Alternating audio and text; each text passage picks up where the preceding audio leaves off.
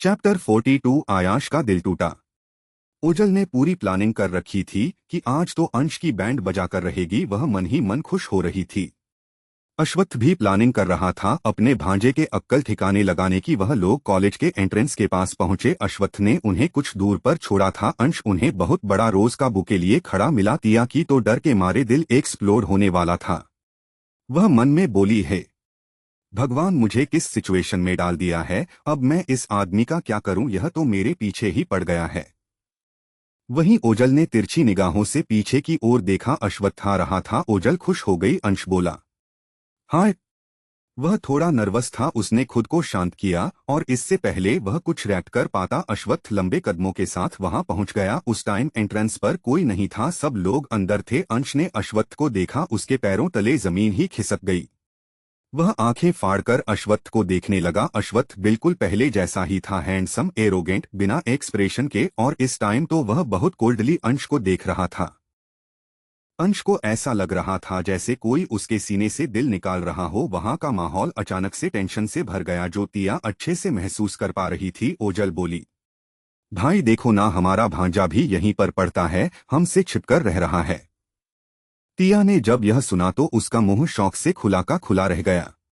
वह मन में बोली, भांजा है, भगवान, बस यही जानना बाकी रह गया था। अब क्या कोई और रिश्तेदार भी बचा है? पहले ओजल, अब यह अंश। और अपना मुंह बंद किया। अश्वत्थ बोला, देख रहा हूं मैं भी कि मेरा भांजा कितना लापरवाह है, जो मुझसे छिप रहा है। तो अंश से कुछ बोलते नहीं बना। ओजल बोली, वैसे आज अंश तुम किसके लिए इतना बड़ा रोज का बुके पकड़कर यहाँ पर खड़े हो? क्या किसी को प्रपोज करने वाले हो? उसने जानबूझकर उसे कहा। तो अंश कुछ बोलता उससे पहले ही अश्वत्थ ने तिया को उसका फोन देते हुए बोला, तुम अपना फोन भूल गई थी। तो तिया ने अपने फोन को देखा और जल्दी से पकड़ा और बोली, थैंक यू। तो अंश बोला, अंकल वह। अपनी बात पूरी करता उससे पहले ही अश्वत्थ बोला, चलो मैं तुम्हें किसी का इंट्रोडक्शन देता हूं।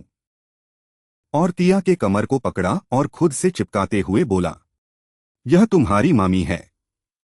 जब यह अंश ने सुना उसके तो होश ही उड़ गए। उसका चेहरा देखने लायक था। ओजल अंदर ही अंदर पागलों की तरह हंसे जा रही थी, पर वह अपनी हंसी को कंट्रोल नहीं कर पा रही थी। अंश हकलाते हुए बोला, मामी।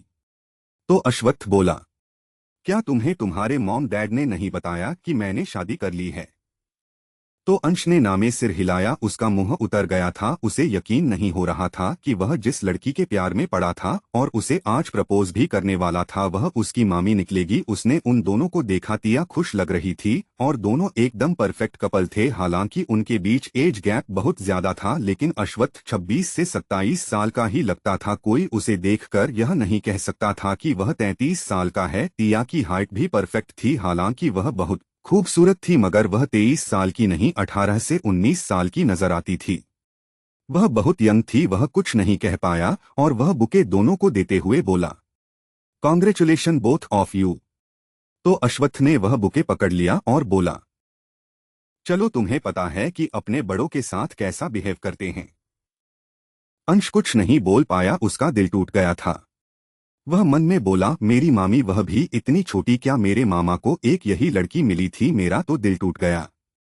और ओजल को देखा जो उसका पूरा मजा ले रही थी और मन में बोला, अच्छा तो यह बात थी, इसलिए वह मुझे वार्न कर रही थी। मैं ही गधा था, मेरी अक्ल पर पत्थर पड़ गए थे। और जबरदस्ती मुस्कुराते हुए बोला, आई एम सॉरी, मुझे पता नहीं था कि तुम मेरी मामी हो। तो अश्वत्थ बीच में ही बोला, भले ही वो तुमसे छोटी है, मगर तुम उसे तुम नहीं कह सकते। तो अंश बोला, सॉरी, आप मेरी मामी हैं, पता नहीं था। तिया को समझ नहीं आ रहा था अश्वत्थ किस बात पर अंश पर नाराज हो रहा था। आखिर वह उसका भांजा था। फिलहाल उसने ज्यादा ध्यान नहीं दिया। ओजल बोली, ओके देन, तो हम चलते हैं भाई। तो अश्वत्थ बोला, ओके, और झुककर तिया को किस किया। यह देखकर तो अंश को बिजली का झटका ही लग गया। वह तुरंत वहां से रफूचक्कर हो गया। वह यह सब देखकर खुद पर शर्मिंदा नहीं होना चाहता था। ओजल अपनी आंखें बंद करते हुए बोली, भाई क्या कर रहे हो? यहाँ पर भी कम से कम जगह तो देख लो। आप तो मेरी फ्रेंड की रेपुटेशन बिगाड़ने पर उतर गए हो। अश्वत्थ तिया से अलग हुआ और बोला, तो तुम्हें क्या?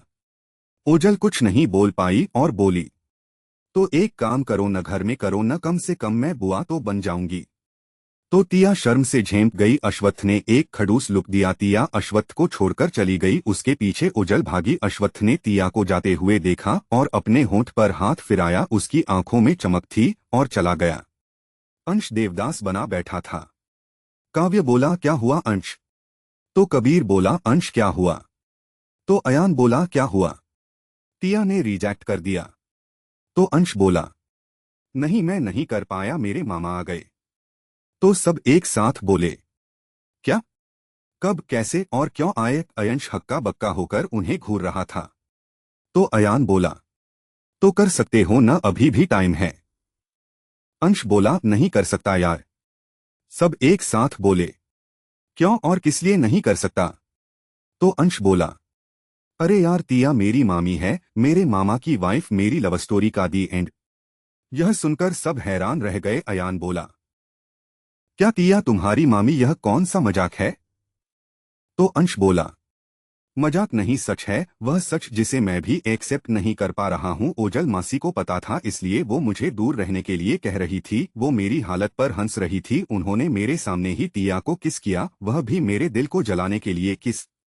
मेरे दिल के टुकड़े टुकड़े हो गए। दोनों हैप्पी कपल हैं। और रोने लगा और बोला, उन्हें वही लड़की मिली शादी करने के लिए। और फुट फुट कर रोने लगा। काव्य अपना माथे को रगड़ने लगा और बोला, हे भगवान, तुम अब उसे मामी कहोगे और जल्दी ही तुम्हारा छोटा भाई या बहन भी आ जाएगी। तो अंश ने उसे घूर कर देखा तो काव्य चुप हो गया। तो कबीर बोला, तो क्या गलत कहा उसने? तो अंश इमेजिन करने लगा कि अश्वत्थ और तिया के दो बच्चे आ गए हैं, एक बेटा और एक बेटी, और दोनों के दोनों अश्वत्थ पर ही गए हैं और वो उन दोनों के साथ खेल रहा है। और अचानक दोनों बच्चे उसके बाल पकड़कर खींचने लगे। बेचारा चिल्लाने लगा। अचानक वह होश में आया और अपना सिर झटका और चला गया।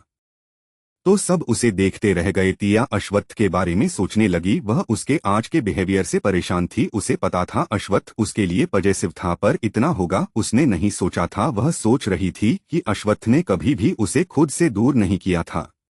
वह सोच रही थी कि वह उसके बारे में छोटी सी छोटी बात भी कैसे जानता है। क्या वो उसे जानता है?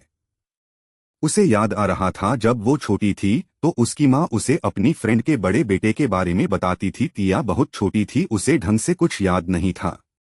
वो सिर झटकर पढ़ाई पर ध्यान देने लगी। घर आने के बाद उसने अंश को उसने देखा जिसका फेस उतरा हुआ था। उजल अंश पर हंस रही थी। तिया ने कुछ नहीं कहा और चली गई। अंश लाचारी से उसे देख रहा था। ओजल बोली, और दिल लगाओ टूट गया ना, पहले ही कहा था दूर रहो।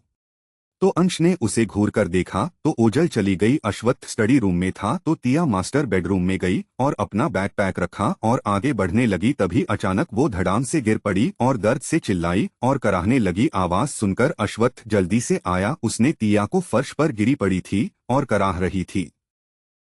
अश्वत्थ जल्दी से गया और तिया को उठाकर बेड पर लिटाया। तिया के पीठ पर तेज दर्द हो रहा था। तिया को उसने उल्टा लिटाया और बोला, क्या बहुत ज्यादा दर्द हो रहा है? तो तिया ने हाँ में सिर हिला दिया। अश्वत्थ जल्दी से ऑइंटमेंट लेकर आया। तिया दर्द से तड़प रही थी। अश्वत्थ ने तिया के टी शर्ट को ऊपर किया और ऑइंटमेंट लेकर बोला, कहाँ पेन हो रहा है? तो तिया बोली, कमर में।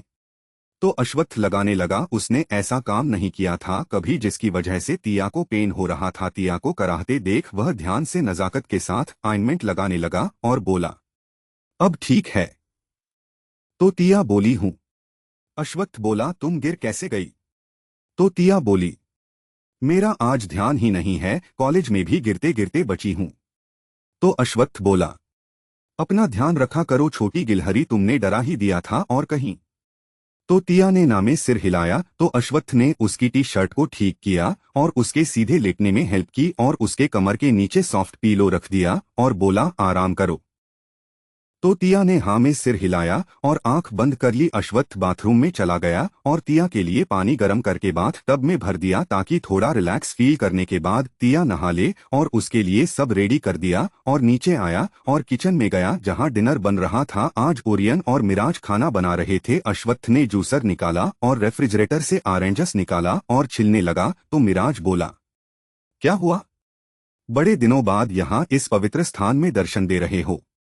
तो अश्वत्थ बोला, छोटी गिलहरी फ्लोर पर गिर गई है, उसके लिए जूस बना रहा हूं। तो मिराज बोला, ए, सच में या फिर तुम दोनों के बेड एक्सरसाइज की वजह से बेड ही टूट गया? तो अश्वत्थ ने उन्हें घूर कर देखा तो मिराज बोला, जस्ट किडिंग, और अजीब तरीके से हंसने लगा। अश्वत्थ ने जूस बनाया और ले गया। तिया तब तक नहाकर बेड पर बैठी थी और स्टडी कर रही थी। अश्वत्थ जूस का ग्लास देते हुए बोला, जूस पी लो। तिया ने ग्लास पकड़ा और पीने के बाद बोली, आपके और भी रिश्तेदार उस कॉलेज में हैं क्या? तो अश्वत्थ ने तिया को देखा। तिया ने सिर झुका लिया। अश्वत्थ बोला, और नहीं है, अब तुम्हारी कमर ठीक है न, या फिर हम डॉक्टर के पास चले? तो तिया बोली, हाँ ठीक है, उसकी जरूरत नहीं है। तो अश्वत्थ बोला, तुम अब भी वीक हो। तो तिया ने मुंह बना लिया। अश्वत्थ हंसते हुए बोला, सिली गर्ल, और तिया का फेस उठाया और उसके करीब गया और बोला, मैं तुम्हारा प्रोफेसर हूं ना, चलो एक लेसन टीच करता हूं। तिया आंखें फाड़कर उसे देखने लगी। अश्वत्थ प्रोफेसर वाली बात कर करके उसे चिढ़ा रहा था। अश्वत्थ ने तिया का बुक साइड में रखा और तिया को फ्रेंच किस करने लगा। तिया को फील हुआ कि अश्वत्थ उसे खा ही जाएगा। उसने अपनी आंखें बंद कर ली और अश्वत्थ के पीठ पर उसके हाथ अपने आप चलने लगे। कुछ पल बीते ही थे कि अंश डोर खोलकर आ गया। उसने नहीं देखा था। वो बोला, मामा डिनर रेडी है।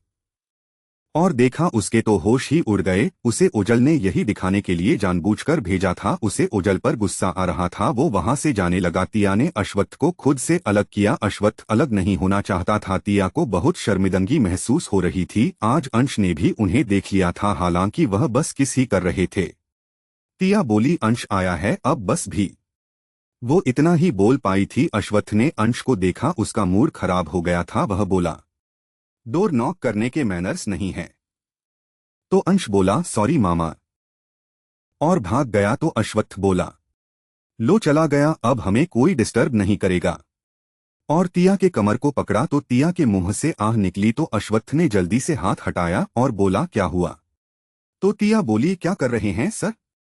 तो अश्वत्थ बोला, सॉरी, और तिया के होठों को किस कर लिया और बोला, चलो डिनर करने के लिए? तिया बोली, हाँ, और अश्वत्थ के कॉलर को पकड़कर अपने पास खींचा और अपने होंठ उसके होठों पर रख दिया। अश्वत्थ शॉक था। फिर उसे समझ आया कि तिया उसके साथ इंटीमेट होना चाहती है, तो उसने भी मना नहीं किया, पर उसे तिया के कमर की टेंशन हो रही थी। वो आगे नहीं बढ़ा और बस किस करके उससे दूर होते हुए बोला, तुम्हें प्रॉब्लम होगी, तुम्हारी कमर ठीक हो जाए फिर।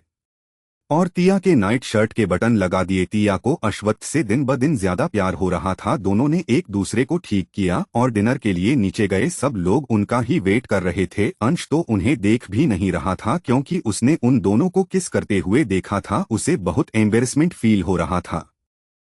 दोनों आकर खाना खाने के लिए बैठ गए। अंश कनखियों से अश्वत्थ को देख रहा था। वह हैरान था कि उसका मामा बहुत चेंज हो गया है, जो पता नहीं कितने सालों से लड़कियों से दूर रहता आया था। उसे बिल्कुल पसंद नहीं था कि कोई लड़की उसके करीब आए, जिसके कारण उसे लोग यह भी समझने लगे थे कि उसे लड़के पसंद हैं। वह हैरान था कि अचानक उसने शादी कर ली। अंश ने अपनी माँ से सुना था।